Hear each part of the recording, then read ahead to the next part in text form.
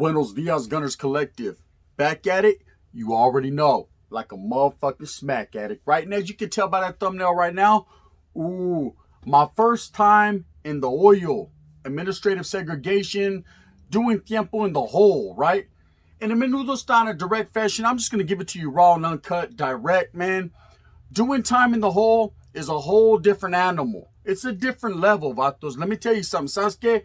It's not like being on the linea. It's not like being in the yarda. It's not like being in mainline. It's a whole separate world within that prison, within that institution, wherever it may be, all the way from a juvenile on up, doing oil time. It sucks, vatos. Real talk, right? It fucking sucks. But trip out. Let me talk about my experiences. People always ask me, they're like, hey, Gun, how was it doing time in the oil? Your first time getting in the oil. What do you remember about it? I'll never forget. Okay. My first time ever doing an extensive bid in the oil, I'll say came as a juvenile, right? As a juvenile, I rolled up to Nellis. Of course, I got in my first one-on-one, and getting in my first one-on-one, I guess the administration thought that they were going to put a fucking period on me, right? So if we put this little youngster in the oil for a little extensive amount of time, we'll break them. That wasn't what was going to happen, right? But I'm not going to lie. It was something totally different, something that I was not expecting. Anyway, so I get to the oil. And the oil in Fred C. Nellis where I rolled up to was called the caja, the box. That's just the labeling they put on it.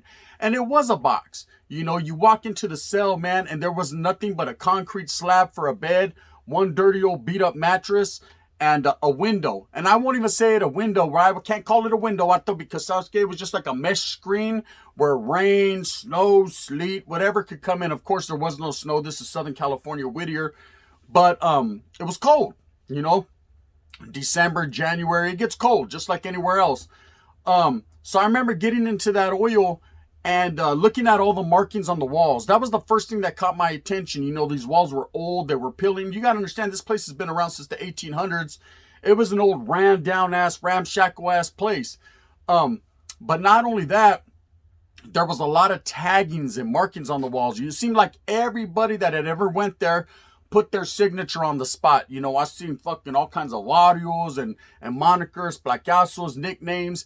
Everybody wanted everyone to know, so I was here, I did time, right? And I remember getting there and seeing a lot of notches on the wall and being a youngster, not really knowing what those notches meant. Of course, over due time, I started to make my own notches and realized that was how you told time. That was how you know how many days you were in the oil. And I remember that first trip in the oil, I notched 17 notches. I did 17 days in the oil. Now, I remember receiving my write-up, which was called a 115, and they gave me a class B, right? Or excuse me, it wasn't a 115 at that time. That's prison. It was called a level A and a level B in CYA. And I received a level B for an assault. I guess they said I was a little too aggressive and I assaulted the individual. Now, this was my first write-up in CYA. This was my first write-up out of anything. So I didn't know what to expect. And it wasn't like the future that I would come to behold, that I would come to find out that it was in prison. You go before a committee, you go before a classifications officer, you go for a hearing, and you get dealt whatever punishment you get dealt. This was basically some medieval shit. They were getting medieval on us, vatos, right? They basically were like, hey, we're giving you 17 days in the hole. Shut the fuck up. Do your time. That's it. And I remember the first night that the lights never turned off, man. There was always a nice humming and there was always like a night light on. So you never got quiet. You never got pure darkness. What you got, it's not like the movies where they throw you in a fucking dungeon. You're in there in the pitch black dark. That wasn't how this was, right? This was basically messed with your senses, Holmes. It was deprivation of your senses. They left the light on all night, Holmes. They left fucking, you heard a constant humming. There was never no quietness. It was meant to break you down in spirit, body, mind, soul, and all of that, right? That's what the hole is made for. Prisoners get put in the oils, and it's meant to keep them segregated from everyone else for the safety and security of the institution. But furthermore, it's meant to break you down. They're hoping if they break you down, you get out and you're going to get with the, conform to the program and get with the, fuck that, Holmes, I ain't trying to go back there. But let me tell you something, there ain't alligators cruising around down there. There's no sharks. There's no none of that. What it is, it's you versus your mentality, your mente, your mind. Okay. And the way that I found best to deal with this was to get in my own mind. Block everything out. Block the dirty ass cell out. Block the cold ass window out. Block what was going on. You were hearing a lot of wolf cases. A lot of people were screaming out their doors, woofing back and forth, bumping baking soda breath on them doors, trying to aggravate each other, because people would get bored in there. They'd get bored mentally. They'd break down. And first, what happens when people break down? They want to fucking put their shortcomings and all their shit on the next man, right? So you would see a lot of people that would try to play games, man. Of course, you had tier tenders that would walk the hallways, and they would turn your lights on, flicker them on and off, bang on your doors, try to oppress you and put you into some type of funk. But at the same time, I just blocked all that out and did me. No one laced me up about the whole. I got laced up about doing time. I got laced up about, roll with your people. I got laced up about you got to fight. It is what it is. Get with the business. But I never got laced up on how to do whole time. See, that people like to seem to forget about that. But that's a big part into being incarcerated, especially if you're with the business and you're going to go into those yardas and handle your business. You are going to do oil time. And sometimes you're going to do oil time if you ain't with the business. Either way, man, you're going to touch down in the oil once upon a time, somewhere down the line. That's just what it is. But I got into my own mentality. I played movies in my head, thought of the outside. A lot of people try to forget the outside, especially people that are doing all day. But I seen it as a way to actually be by myself and think a lot. It gives you a lot of time to think. Think about what you're going to do, Holmes, as you get older. Think about fucking your next move. Strategically make plans. Sasuke, how am I going to roll when I get out of here? Because everybody has choices in life. You can go the right way or you can go the left way. Either way, Holmes, if you keep going the same, you're going to end up in a circle. Me, I was like, fuck it, man. I'm going to go the route that I was born to go, which is straight ahead, Whatever happens, happens. But it gave me plenty of time. Now, as I grew older and I started to become fucking complacent in what I was doing and it was just another day, to get in a fight or get in a melee, I started to go into the hole frequently, and it became just another part of the institution to me. It became a cell without a number, Holmes. I didn't give a fuck what cell they put me in. They were all the same, just different taggings on the walls. Hey, just different fucking, seasons change. This time it was hot. This time it was cold. This time it was cold that night. It didn't matter, Holmes. First and foremost, I was going to sit there, do my time in the oil, keep to myself. Don't woof. Don't be a cell warrior. Don't be a cell soldier. And just get out and proceed to fucking program. So I did all that. I did all that. And like I said, I became used to it. I adapted to my surroundings. At the end of the day, I realized that it didn't matter what cell they put you in. You were still doing time. Time doesn't stop. Everything else might stop around you, but the time never stops. The program and the beat goes on. Or it whispers. The beat was going on. When I'd get out of the oil and get right back into the fold with the homeboys and they'd give me a quick 5 to 10 minute update and so I was getting bang, bang. It was like I never was there. But eventually when you go in there and you do a lot of whole time, it starts to break the body down. Physically, it breaks the body down, not seeing that sun, not getting that fresh air, only getting that recycled air that's coming through the vents, You become accustomed to a certain way of living. You become accustomed to not having that interaction with human people. Everything is on a fishing line. First and foremost, what you're taught when you go to prison, when you do an extensive amount of whole time, is to get your linea ready, Holmes. Get your fishing line ready. That was me. I got my boxers, pulled it out, or the socks, whatever the case may be, whipped me up a good strong fishing line. And that was my communication tactic. That's how I was able to pass fucking sopas. That's how I was able to receive sopas. Things of that nature. You'd get a homeboy, he's a few cells down. Of course, you'd holler down, hey, bro, whoop-de-whoop. Oh, yeah, what's up, homie? Woo, shoot your linea. You know what I mean? Hey, make a line real quick. Let's get with it. And that was our form of communication. And it was a daily, all-day thing, passing wheelers back and forth. And, if you had someone directly across from you, some places, the oil, you'll have someone directly across from you. You shoot a little sign language, which, if you were laced up, by that time, you already knew sign language, and that was a way of communication. But there's a lot of things that goes into doing whole time. Like I said, being respectful, keeping to yourself, not becoming a cell soldier, and just doing your time is the element of what you're supposed to do, bro. So as I got older, going to prison, I realized that I was going to end up going to the hole. And I think my first extensive amount of oil time was in Jamestown. I got to Jamestown, of course, realizing that it wasn't a functioning prison at that time for norteños, for active norteños. I got off right there in R&R. Okay, getting off consisted of I took flight. And that's what I was supposed to do. I wasn't supposed to maintain that yard because that yard was no good at that time for us. So, of course, they fucking maced me, slammed me, beat me up, did whatever the cops they felt they had to do. And they grabbed me quickly and they took me to the oil. Now, being on the oil wasn't much different from being on a regular unit. It was a 270 design, and everybody was in basically a cell. You know, you could have a cellie in there. Of course, they put me in. I had a cellie. He was an Asian. He was an Asian, Chucky from Santa Barbara. I think he was a Crip. Good people, good gente. We got to chopping it up. Everything was all good in the neighborhood. Okay, now at that time, there wasn't many active Norteños in the hole there. A few would come in, of course, and do the same thing I did, get off. But it seemed like a lot would get to that yarda and just stay. They'd stay and they'd function on that was a 50-50 yard at that time, I believe. So they would stay and just function. So you would rarely see any Norteños. I think my whole time in the oil there, I maybe seen 2 or 3 come in. And so we didn't even have a group yard. They tried to put me onto what was a general population mainline yard, which consisted of a whole bunch of ragtag characters, right? Of course, you had the active white yard, you have the active southern yard, and then we didn't have an active northern yard. Like I said, man, it was just me and a few fucking ragtag characters. And of course, I ended up taking flight on a guy because he wasn't cool, right? He got there and he was talking about, hey, when I get out of the oil, bro, I think I'm just gonna stay. Sas! And in that fashion, menudo. I had to menudo him, get into it, got the OC spray. It was all bad. Now, doing time in that oil was a little bit different because this was the first time that I ever was in an oil where I actually had a cellie. For the most part, every time I went to the oil, I'd be on some type of walk alone or sometimes just celled alone. I don't know. That's just the way it always worked out. But this time I actually had a cellie, and in cell living, it's a little bit different doing whole time because he's emotional. I might be emotional that day. So I might wake up to fuck the world, right? You just never know how it is that day. And but of course, if you get a good cellie, man, you just like anywhere else, man. You get your program right, you get your game tight, read you a couple of libros, everything's good, you know. Luckily, I had a good cellie there, and we maintained the whole time, so everything was great.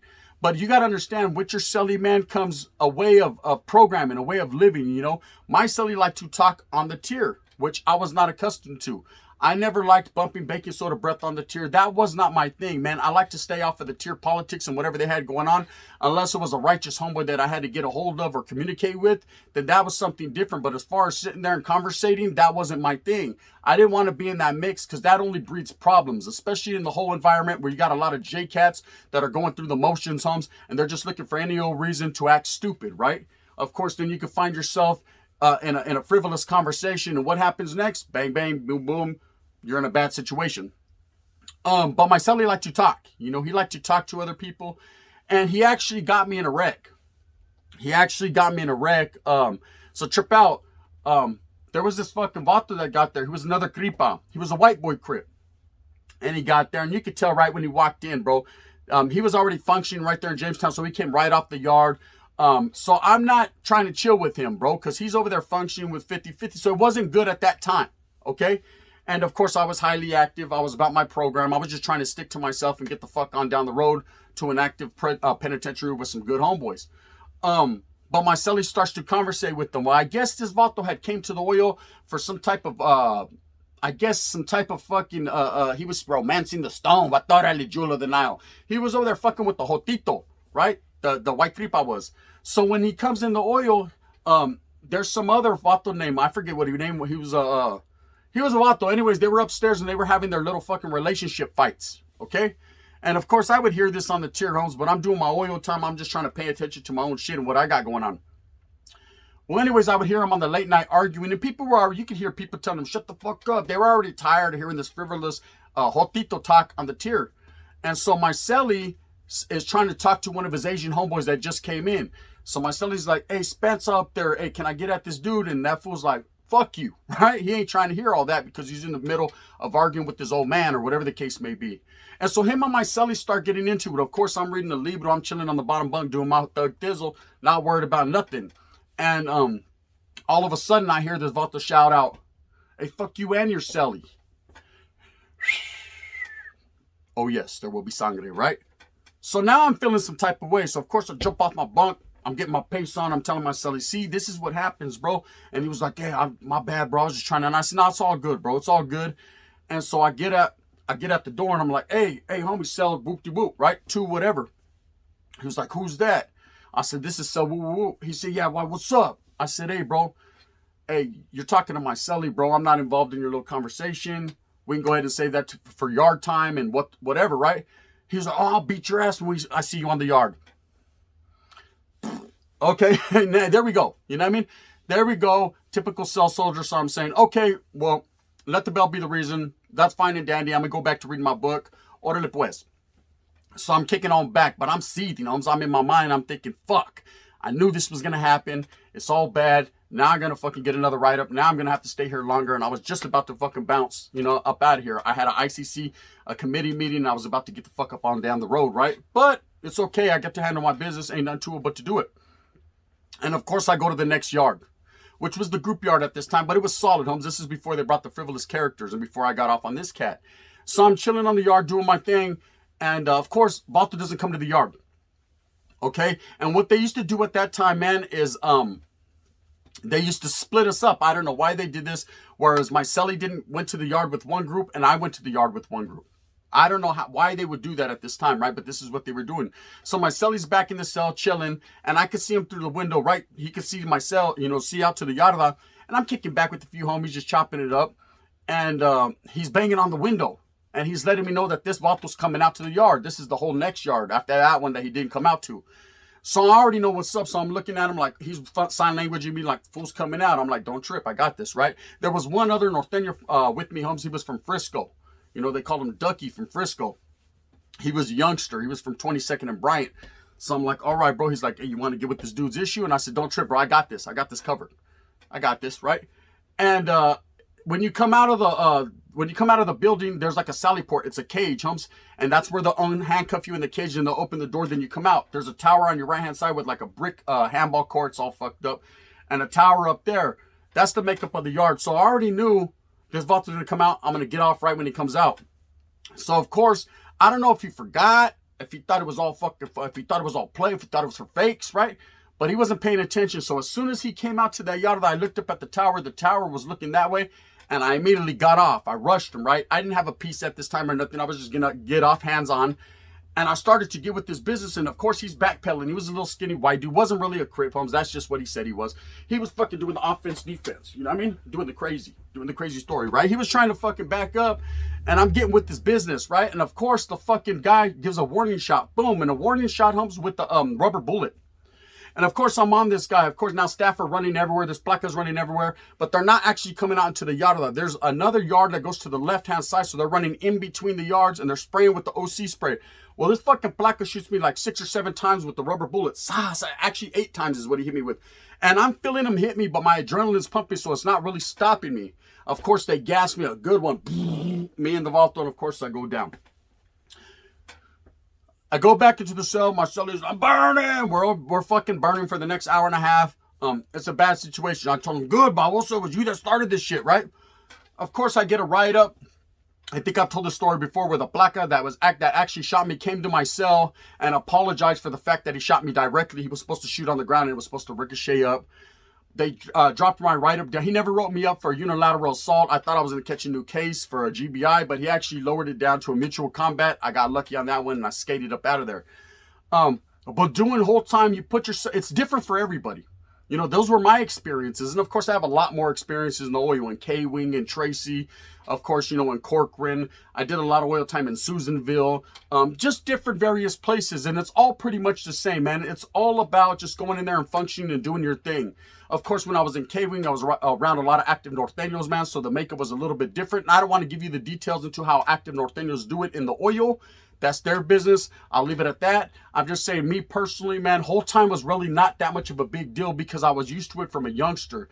Now, someone who's already an adult that goes into the prison system and does oil time, I've seen it turn Vatos crazy. I've seen Vatos cat out, bang their heads on the walls, trying to commit. You know what I mean? You already know they're trying to jump up the bunk and make it happen. I've seen it break men.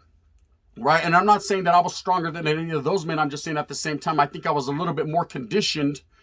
My mind state and my body was conditioned from doing whole time at a young age. That's where CYA plays an intricate part into being a prisoner later on. The YA babies had a different mentality. We were used to this shit. already. You know, I had a fucking leg up, I guess you could say. And not all vatos. There's vatos that did 100 years and why got in there and fucking the first day Jake had it out. It just is all about your mentality. If you don't have a strong mind and an understanding that it's just another prison cell, man, doesn't matter if you see me here, there, there's nothing you could do to me that Castro is not already done. You got to have that Tony Montana mind state. You know, fuck it, Holmes. You're going to do your time, and the beat goes on. The time is still ticking. You know, time is on my side, in that fashion. It doesn't matter. But, you know, there's a lot of places where I hear, man, that the holes are worse than others. But in my experience, like I could say, man, it's just another cell with less essentials, meaning you get no cantina or very limited, all the way down to just fucking your toiletry and your hygiene products. It's just different everywhere you go, you know? I can't sit here and say every hole's the same because that'd be a fucking lie. And I'm sure out of different states, man, the hole might be the fucking hole in the wall with the little shithole, you know, for all I know. I'm just saying in California, it's just another cell. Like I said, 270 design. You do your thing. You go out to the yard. Usually, man, you're out there functioning with your homeboys. But there can be cases where they put you any old place and you got to do what you got to do according to the program that you're rolling with. Anyway, so that was my first experiences in the hole. I had a lot of experiences, and we'll touch on that later on in time. But anyways, I just wanted to throw this out there. With that being said, man, I hope that you move fast with a purpose. I hope that you get everything that you want coming to you. I hope that you are hustling for your familia. The holiday season's coming up. It's all about getting yours and giving back to people less fortunate. You already know what it is. Unite the raza, homes. Be one, because Chicanos can only be one, vato. That's what we are. And in that fashion, hit the like and subscribe. If not, Sasuke, I understand. Bang, bang, the gun.